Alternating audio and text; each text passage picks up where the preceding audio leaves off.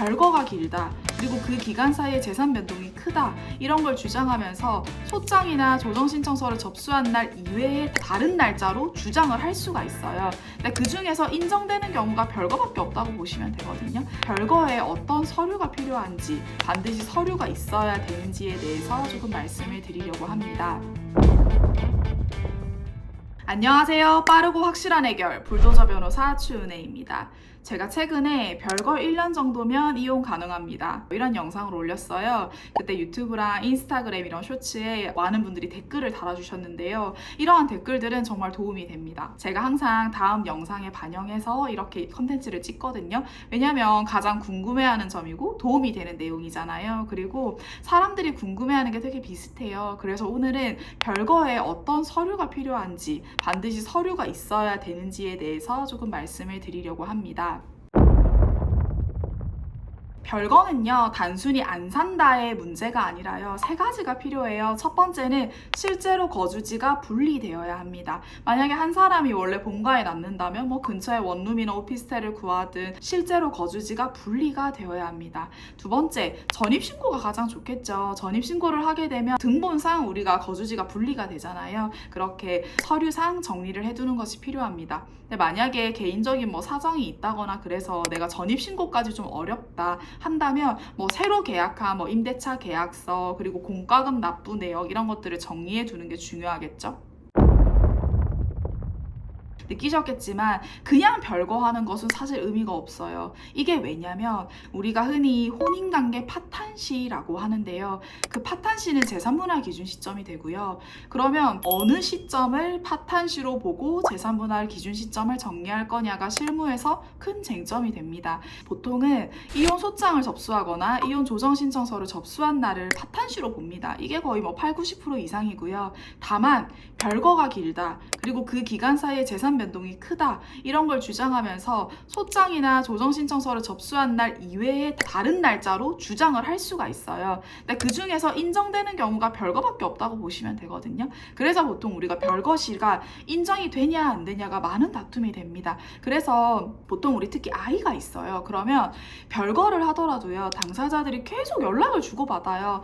카톡하고 전화하고 문자하고 증거가 많거든요. 그러면 별거시를 다투고 싶은 쪽에서는 우리 별거 한 적 없다, 거주지 분리 아니다, 잠시 일 때문에 나가 있었던 거고 계속 애들에 대한 연락 주고받고 생활비 주고받고 우리 이렇게 지내고 있었다, 분명히 다투거든요. 무조건 다퉈요, 이거는. 그렇기 때문에 거주지 아예 분리하면서 새로운 거주지를 구하시고요. 계약서, 공과금 납부 내역 잘 들고 있어야 되겠죠? 그리고 아예 전입신고를 하세요. 이것만큼 확실한 건 없어요. 전입신고가 되어 있으면요, 전입신고된 날짜를 별거시로 주장하거든요. 요것은 우리가 소송을 할 때 다툼이 없다, 그렇게 정리를 할 수 있기 때문에 완벽히 서류 정리를 해두셔야 됩니다. 그럼 변호사님, 별거시에 다툼이 있으면 어때요? 카톡, 통화 내역, 생활비 이체 내역 다 나와요. 계속 별거 시점을 다투거든요. 결국은 그럴 때 어떻게 정리되냐? 보통 소장이나 조정신청서 접수일로 정리되는 경우가 많아요. 그리고 그렇게 되면 재산 정리할 것도 되게 복잡해져요. 그렇기 때문에 보통 이혼소송 첫 기일에 파탄시 언제로 할 거예요? 라고 양측 변호사한테 물어보거든요. 그때 별거시로 강력하게 주장을 하고 싶다면 그냥 전입신고된 등본만 제출하면 되잖아요. 그거만큼 깔끔한 게 없거든요. 그렇기 때문에 명백히 서류를 준비해 두셔야 됩니다. 일방적인 가출은 때론 유책 사유로 비춰지기도 해요. 부부 사이라는 거는 서로에 대한 존중이 필요하잖아요. 별거를 선택하더라도 이 양육자는 양육자에게 생활비나 아이들 양육비는 당연히 지급을 하셔야 돼요. 우리가 소송할 때요, 제가 의뢰인들한테 절대 하지 마세요 하는 게 뭐냐면 양육비 안 주는 거, 면접교섭 안 하는 거, 이 두 가지거든요. 특히 면접교섭을 우리가 안 보여주려고 하거나 이런 행동 절대 하시면 안 돼요. 그만큼 양육비나 생활비를 지급하지 않는다는 건 소송에서 굉장히 불리해져요. 왜냐면 판사님도 사람이잖아요. 어쨌든 애 키우는 엄마인데, 애 키우는 아빠인데 생활비도 안 줘, 양육비도 안 줘, 이런 사람을 재판 과정에서 좋은 인상을 가지고 볼 수는 없어요. 친권 양육권, 자녀에 대한 문제는 굉장히 예민도가 높아요. 그래서 이런 부분에서 책임을 다하지 않았을 때 분명히 그건 판결에서 불리한 결과로 받으시게 될 거예요. 제가 위자료를 받게 된다 이런 말은 아니에요. 위자료 사유로까지는 인정되지 않고요. 하지만 친권 양육권이 됐든 양육비가 됐든 됐든 재산 분할이 됐든 기여도가 됐든 뭐 하나에서라도 분명 불리한 판결을 받게 되실 겁니다. 그렇기 때문에 별거를 하더라도 아이들 당연히 만나셔야 되고요. 면접 교섭도 주말에 하셔야 되고, 보통 우리가 주말에 한 달에 2번 정도 하거든요. 토요일 오전부터 일요일 한 오후 4, 5시 숙박 면접을 하거나 아니면 당일 면접을 해요. 그런 식으로 어쨌든 별거를 하더라도 제발 면접 교섭, 양육비 지급, 생활비 지급은 잘하자. 요거는 꼭 말씀드리고 싶습니다. 별거를 왜 이렇게 결심하기 어려울까? 의뢰인들이랑 나눠보면은 한 3가지 정도가 보이더라고요. 첫 번째는 별거가 이혼이라고 딱 생각하시는 것 같아요. 근데 이혼은 아니에요. 별거는 물론 나중에 강력한 근거, 파탄의 근거로 주장할 수 있는 요소인 건 맞지만 별거가 즉 이혼은 아니잖아요. 그렇기 때문에 별거가 반드시 이혼이라고 생각하진 마시고요. 왜 사람이 거리가 좀 생기면 좀 이렇게 객관적으로 바라보게도 되잖아요. 그리고 사람이 없어봐야 소중한 것도 알 수 있게 돼요. 그래서 맨날 집에서 싸우실 거면 그냥 별거 하시는 게 낫거든요. 그리고 별거 할 거면 이왕이면 전입신고하고 좀 서류 정리를 잘 해두자 정도고, 두 번째는 자녀 때문이래요. 자녀들이 받을 충격을 생각해서 별거가 꺼려진다고 하시더라고요. 근데 제가 그때마다 좀 팩폭해 드리는 게 있어요. 한번 자녀 입장이 돼봐라.